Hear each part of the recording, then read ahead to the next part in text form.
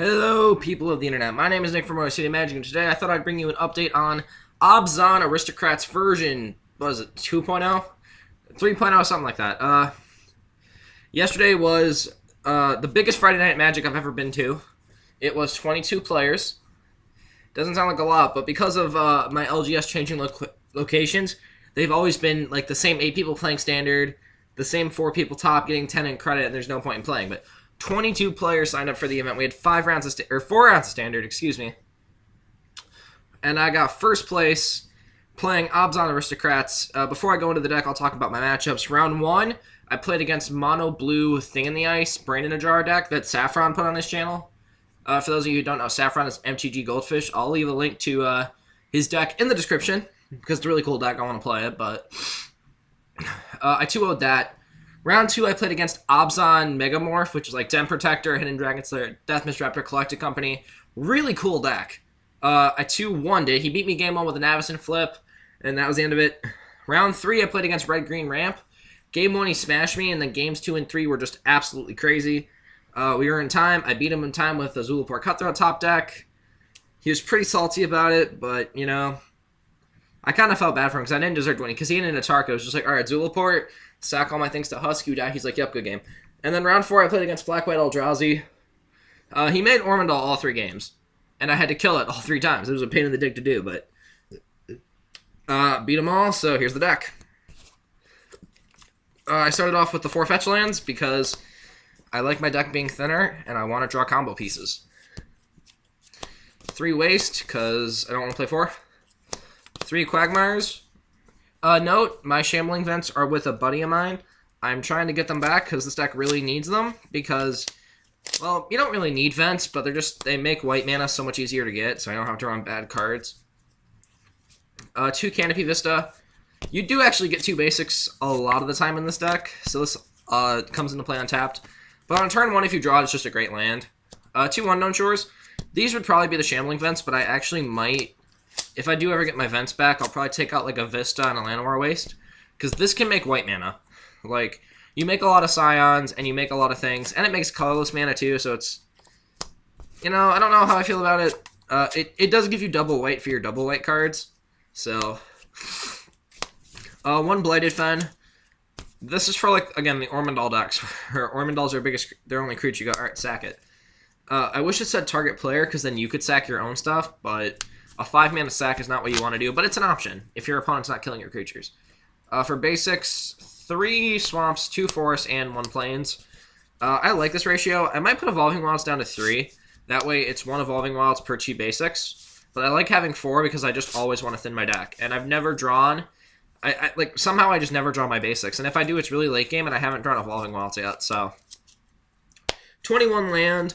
I think 21 is an accurate number in this deck, because you play a lot of creatures that make mana, and those creatures can get you into your big creatures. And plus, the deck is very low to the ground, and you only need 3 lands to play the game, so. Moving on to the spells, I'm playing 4 Blister Pod, because Bloodsoak Champion is out of standard. I miss that guy. He was so good in this deck. But when he dies, he makes a Scion, so this is how you get into the late game. 4 Hangerback Walker. Good early, mid, and late game. This is a bomb card for this deck. It's a win condition. You can either just make it really big, get a bunch of Thopters, and then the Thopters can attack over for lethal. And then 3 Hanmir Militia Captain. Where are they? Ah, here they are. I wish all 3 of them were foil, but only 2 of them are. Sadness. But this card's really broken in this deck. Like, you spam tokens like no other. So, again, it's a really, really cool deck. What the fuck? It's a really cool card, and it synergizes well with the deck, and you actually want to have 2 of these, because they can both flip at the same time. And then you get Westfield Cult Leader, and you just win the fucking game, so, yeah. Thought I would point that out there. And then 2 Ailies. I just can't find a 3rd one. Like, I let my buddy borrow, like, half of my shit, and I had to go get it again. So, right now I only have 2 Ailies. I would love to play 3, but I just don't have 3. I would cut probably a Blister Pod for it, because Blister Pod isn't really needed. But yeah, 2 Ailies. Didn't get to 30 life to Vindicate, because they always killed her before that. And then the best card in the deck is Zulaport Cutthroat. Just drain your opponent. Really good. You know, win condition. So, For the 3 drops, I'm playing 4 Catacomb Sifter. This is how you can stay alive in the mid to late game, as it puts 3 power on the board, and it lets you scry so you can find card advantage spells. So, it's a really good card. 3 Nantuko Husk, worst card in the whole deck, not gonna lie. This card just sucks dick. I honestly don't want to play it. I just don't. But I don't have a bet. Like, this is, like, when you have a bunch of tokens, this is how you can win the game. Because the tokens themselves are really small. But you can just feed them to the Husk and activate Cutthroat 7,000 times. So, it's really the only way in Standard just combo kill your opponent, so. And then I mainboarded 1 Fleshbag Marauder. The second one's in the sideboard, but this is for Kalidas. Fuck that guy. That guy's a dick. And plus, it's just really good, like, oh, it's a 1-for-1 removal spell where you can sack, like, a token. Or sack a Blister Pot, or sack a Hangerback Walker, or something to where it can generate value. And then 3 POS of Angel. So what he does is, wherever I put them, there they are. He's a 2/2 for 3. Whenever it or another creature enters the battlefield under your control, you gain a life. And then you pay 2, tap it, and sack a permanent, and flip it into Wayward Disciple, a 2/4 Zulaport Cutthroat. So this is why you want a Splash White, other than, you know, this broken son of a bitch. But now you have 7 Cutthroats. The reason I'm not playing 4 of this is because 4 of this bricks, and I don't want to have to tap of Angel, sack of Angel, and then sack them both, and, like, combos don't work like that. So there's that. And then the last creature is Smothering Abomination. I want to play 4 really badly, but I don't have the room, and it bricks. A lot of these creatures are at 3, because you don't want them at 4, because then you see them too much, and they're not good by themselves. That is it for creatures at 31. This spell package was crazy. Like, I spent days testing on Cockatrice, and just trying to figure out what is the best spell package for this deck. So this is what I ended up playing. It's a lot of weird stuff. I'm going to explain all my choices. I've always played 3 Bone Splinters in this deck because it's a removal spell. You want to kill shit. Shit needs to die. If worst comes to worst, you sack your own guy and then kill your own guy for 2 death triggers. A very unorthodox choice that I played in the original deck was Reef Soul. It is sorcery, so it does suck dick, but when your opponent taps out for Kalidas, you just kill it, and there's nothing they can do about it. They have no mana up to save it. It's gonna die unless they have...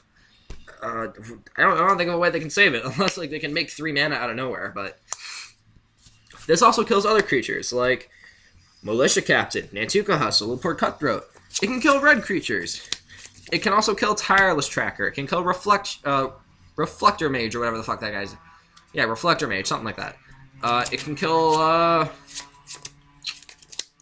It can kill Eldrazi Displacer. That guy was a dick. I ran into so much Eldrazi Displacer. Like, I needed to kill it, so this kills it pretty immediately. Yeah, I got so much hate for this. I need to explain this. I mainboarded 1 Infinite Obliteration. The reason is, for one, it's an FNM. Everyone knows everyone, and I knew everyone. I knew the majority of what people were going to play. So it was really good to know who you're going to sit down against and play this.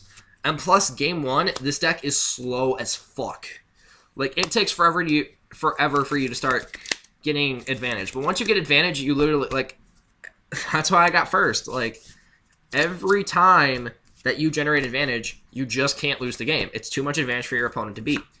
So, I sideboard a second one for Esper Dragons, because that deck, you need to kill their win conditions. If you get rid of Control's win conditions, they kind of have to scoop. They can't win the game unless they have Shambling Vent. You can easily kill Shambling Vent. And then 2 main deck ultimate price. Most things in Standard right now are becoming 1 color like they were last Standard. It can't kill Devoid creatures, so against the black-white control decks, I decided this out for better removal, which I will explain when I hit the sideboard. But other than that, it's my game 1 answer to Kalidas. It's a game 1 answer to those big green creatures like Uvenwald Hydra. It also kills big green creatures. Again, most of the big threats like Atarka, Ulamog, and Worldbreaker, you can't hit with this. But you can hit it with, you know, this thing, or this thing, but... So that was it for the main deck. Again, very unorthodox choices, but that's the way this deck, in my opinion, needs to be built for this new Standard format, so... Moving on to the sideboard, I sideboarded 2 Caustic Caterpillar, because, again, Mono Blue Ice Jar is a deck. And I wanted to kill the Brain of the Jar, and also it can deal with annoying enchantments like, you know, this, which I'll explain this in a little bit, but yeah, just kill stuff, so it's a really good card. Sideboarded 3 Clerics. Whenever it enters the battlefield, you gain 2 life for every Cleric you control.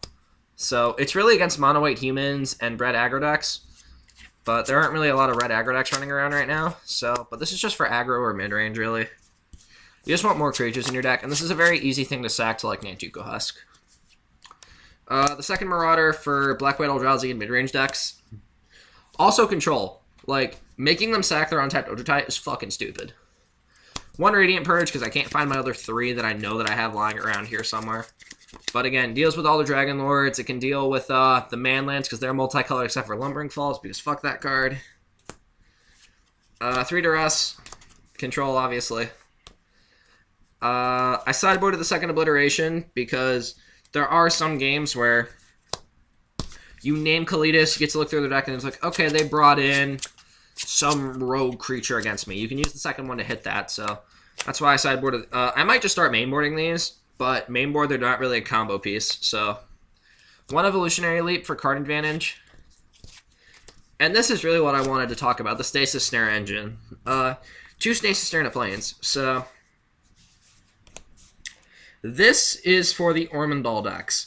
These are for the decks that you really just don't want to deal with their creatures. So, how this works is, whenever you're sideboarding these 3 cards in, you side out 1 Swamp, so you have 1 Plains, so that you have 2 Swamp, 2 Forest, 2 Plains, so it's an even ratio. And then instead of your Stasis Snares, you either take out the Reef Souls or the Ultimate Prices. That way the number of removal spells in your deck stays the same. Usually it's Ultimate Price, because Eldrazi are colorless and you can't hit them. My deck's getting messed up here. So yeah, you side out these 3 cards for these 3 cards, and then you sideboard in whatever else you want. So that's kind of the reason. But also it's the fact that this is double white, and sure, the deck's very easy to get to white sources, but in case you don't get to them, this helps you get to it, because you can use the Evolving Models to fetch a Plains, and then you get Unknown Shores, Canopy Vista, or just another Plains itself, and you can have the second Plains to use the Stasis Snare. Only 1 time at the tournament were these dead. So that's just my thinking behind it. It might be wrong, but it worked. I was pretty happy with it. And so, yeah. That's it for the deck, but there's also something I do want to... My channel is growing at a small rate, so I thought I'd do something special. If I hit 50 subscribers by the end of July or June, yeah, June, I'm going to give away, first I'm going to do a Q&A, and then I'm going to give away a foil Starfield of Nyx. I pulled this out of an Origins pack and I have no use for it. So yeah, if I hit 50 subscribers, I'll make a video about it. I'll do a Q&A for you guys. And that's about it. So anyway, that's it for the deck tech, and a little bit of just some channel information in the future. So my name is Nick from City Magic. Thank you guys for watching, and I'll see you guys in the next video when I can hit the end button.